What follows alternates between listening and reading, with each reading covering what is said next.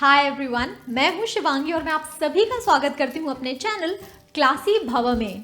तो आज मैं आपसे शेयर करने जा रही हूँ एक सुपर टेस्टी, सुपर अमेजिंग, सस्ते, सुंदर और टिकाऊ बेस्ट सीजल केक की रेसिपी, एगलेस कैरेट केक। और इस केक की खास बात ये है कि इसे हम बनाएंगे बिना दही, कंडेंस्ड मिल्क, मैदा, बिस्किट या अवन के, और इतना ज़्यादा मज़ेदार केक बन के तैयार होगा कि सब इसके टेस्ट की तारीफ करते नहीं थकेंगे। तो शुरू करते हैं इसे बनाना। और अगर अभी तक आपने मेरा चैनल सब्सक्राइब नहीं किया है तो जल्दी से सब्सक्राइब करें मेरे चैनल क्लासी भव को तुरंत नीचे दिए हुए सब्सक्राइब बटन पे क्लिक करके। तो केक बेक करने के लिए एक कढ़ाई मैंने रख ली है गैस पे। इसमें हम रखेंगे एक वायर स्टैंड और अब इसे एक लिड से कवर करके मीडियम आंच में करीब 10 मिनट तक प्रीहीट होने देंगे। तो सबसे पहले मैं एक बोल में ले रही हूँ 1/4 कप और 2 बड़ा चम्मच दूध। ये दूध रूम टेम्परेचर पे है।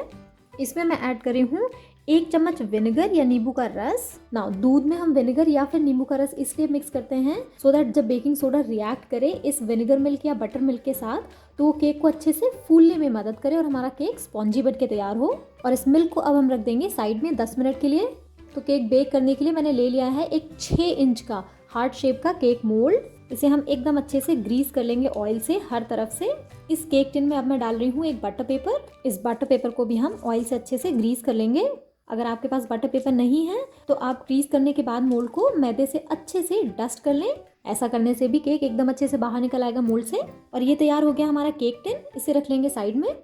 नाउ केक बैटर तैयार करने के लिए अब मैंने ले लिया एक मिक्सिंग बोल। इसमें हम डालेंगे 1/4 कप ऑयल। इस ऑयल में अब मैं ऐड कर रही हूँ आधा कप और 2 बड़ा चम्मच पिसी हुई शक्कर। और अब ऑयल और शक्कर को हमें एक साथ में बहुत अच्छे से मिक्स कर लेना है, क्रीम अप कर लेना है करीब 5 मिनट तक विस्क करते हुए। केक बनाने के लिए आप कोई भी ऑयल यहाँ पे इस्तेमाल कर सकते हैं, लेकिन इसमें बहुत ज़्यादा शार्प स्मेल या टेस्ट नहीं होना चाहिए जैसे कि सरसों के तेल में होता है। तो इसलिए केक बनाने के लिए आप सनफ्लावर रिफाइंड ऑयल या फिर सोयाबीन रिफाइंड ऑयल जैसे ऑयल्स का इस्तेमाल कर सकते हैं। और ये देखिए दोनों चीज़ें बिल्कुल अच्छे से मिक्स हो चुकी हैं, क्रीम अप हो चुकी हैं। तो अब मैं ले रही हूँ ये विनेगर मिल्क जो हमने सबसे पहले बना के रखा था और इसे हम ऐड कर देंगे इस मिक्सचर में। और साथ ही मैं इसमें ऐड कर रही हूँ कुछ बूंदें वनीला एसेंस की। नाउ इस रेसिपी में वनीला एसेंस डालना बिल्कुल ऑप्शनल है, आप चाहें तो इसे स्किप भी कर सकते हैं। और अब इन सारी चीज़ों को हम बिल्कुल स्मूथली मिक्स कर लेंगे। और ये देखिए सारे वेट इंग्रेडिएंट्स बिल्कुल अच्छे से मिक्स हो चुके हैं। इस बोल पे अब हम रख लेंगे एक छन्नी।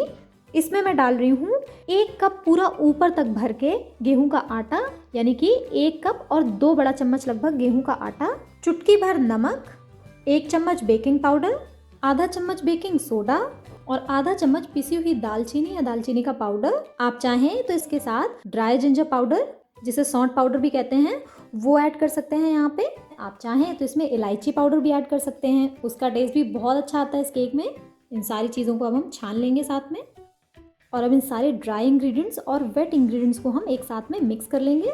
और इन्हें ग्रेजुअली मिक्स करते हुए हमें इनका एकदम स्मूथ बैटर तैयार कर लेना है, ऐसा बैटर जिसमें बिल्कुल भी लम्प्स नहीं होने चाहिए। और ये बैटर तैयार करते हुए मैं इसमें ऐड कर रही हूँ करीब 3/4 कप कद्दूकस की हुई गाजर। और ये देखिए मैंने इसे बारीक कद्दूकस किया है और इसका जूस मैंने अलग नहीं किया है, तो पूरा का पूरा कैरेट जूस भी हमारे इस बैटर में ऐड हो रहा है साथ ही में। और ये देखिए मिक्स एकदम गाढ़ा हो गया है। तो अभी हम इसमें धीरे धीरे करके 1/4 कप दूध ऐड कर लेंगे। और ये देखिए सारी चीज़ें बिल्कुल अच्छे से मिक्स हो चुकी हैं और हमारा बैटर भी बनके रेडी हो चुका है। तो अब हम ले लेंगे ये केक टिन और सारा का सारा बैटर इस केक टिन में ट्रांसफ़र कर देंगे। बैटर को हम बराबर कर लेंगे, हल्का सा टैप करेंगे इसे और ये बिल्कुल तैयार है बेकिंग के लिए। और हमारी कढ़ाई भी अभी तक एकदम अच्छे से प्री हीट हो चुकी है। तो अब हम लिड हटाएंगे और एकदम केयरफुली ये बैटर ट्रांसफ़र कर देंगे कढ़ाई के अंदर। वापस हम लिड लगा लेंगे और अब हमें इस केक को बेक होने देना है लो से मीडियम फ्लेम के बीच में करीब 50 से 55 मिनट तक। और इसी के साथ अगर आप इसे बेक करना चाहते हैं कन्वेक्शन या अवन में तो उसके लिए अवन को प्री हीट करके 180 डिग्री पे आप इसे ऑलमोस्ट 45 टू 50 मिनट्स के लिए बेक कर लें। एग्जैक्टली 50 मिनट हो चुके हैं और अब हम अपना केक चेक कर लेंगे। एंड लुक एट दिस, एकदम परफेक्टली कुक्ड लग रहा है केक। तो अब मैंने ले लिया एक टूथपिक और इससे हम केक के सेंटर में प्रिक करके केक चेक कर लेंगे। और ये देखिए एकदम क्लीन बाहर आई है टूथपिक, इसका मतलब है हमारा केक एकदम परफेक्टली डन हो चुका है। तो अब हम केक को बाहर निकाल लेंगे और इस केक को अब हम एक पतले कपड़े से ढक के इसे ठंडा हो जाने देंगे। ऐसा करने से केक की ऊपर वाली लेयर टाइट नहीं होगी। ना तो अभी हम बनाएंगे कैरेट से फ्लावर। तो इसके लिए मैंने ले ली हैं 2 मीडियम साइज़ की कैरेट्स, जिन्हें मैंने वॉश करके अच्छे से छील के रख लिया है। और अब इन कैरेट्स को हम एकदम पतले पतले स्लाइसेस में काट लेंगे। और ये देखिए, ये ऑलमोस्ट इतने पतले स्लाइसेस हैं, पेटल्स के जैसे। ना अब हम हर एक स्लाइस को लेंगे और उसे बीच से हाफ इस तरह से कट मार देंगे, लाइक दिस। और अब हम सारे कैरेट स्लाइसेस में सेम तरह के कट्स लगा लेंगे। नाउ जहाँ से हमने कट मारा है, अभी वहाँ से हम इस कैरेट स्लाइस को थोड़ा सा ट्विस्ट कर लेंगे इस तरह से, ये देखिए। और अब हम ले लेंगे एक टूथपिक, और टूथपिक का जो टॉप वाला पोर्शन है उसको, जहाँ से हमने इस कैरेट स्लाइस को ज्वाइन किया है, वहीं से हम टूथपिक प्रिक करके इस स्लाइस को ऊपर की तरफ ले आएंगे, लाइक दिस। नाउ हम फिर से ले लेंगे कैरेट स्लाइस और दोबारा उसे हम इसी तरह से ट्विस्ट कर देंगे। फिर से हम इसे ज्वाइन से ही प्रिक करके ऊपर की तरफ ले आएंगे, लाइक दिस, ये देखिए। और अभी हम 2 और कैरेट स्लाइसेस के साथ सेम प्रोसेस रिपीट करेंगे।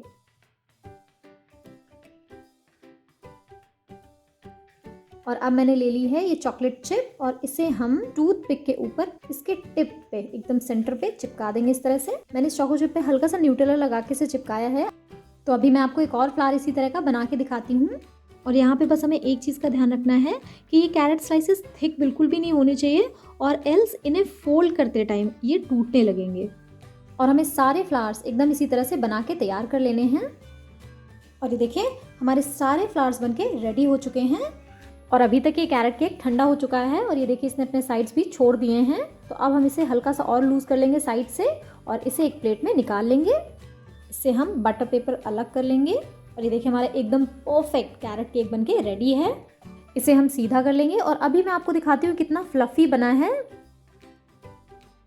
तो गाइज़, आज इस केक को मैं टी केक की तरह बनाने जा रही हूँ, और इसलिए किसी भी क्रीम की फ्रॉस्टिंग करने के बजाय इस केक को हम पाउडर्ड शुगर से डस्ट करने वाले हैं। इसके लिए मैंने ले ली एक छन्नी, और इसमें मैं डाल रही हूँ पिसी हुई शक्कर।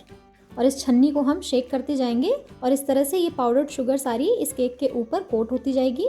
लेकिन अगर आप इसे किसी के बर्थडे के लिए बनाना चाहते हैं, तो मैंने आपसे बहुत सारे फ्रॉस्टिंग क्रीम की रेसिपीज़ ऑलरेडी शेयर की हुई हैं। तो उनमें से अपने चॉइस की कोई भी क्रीम की फ्रॉस्टिंग आप इस केक में कर सकते हैं।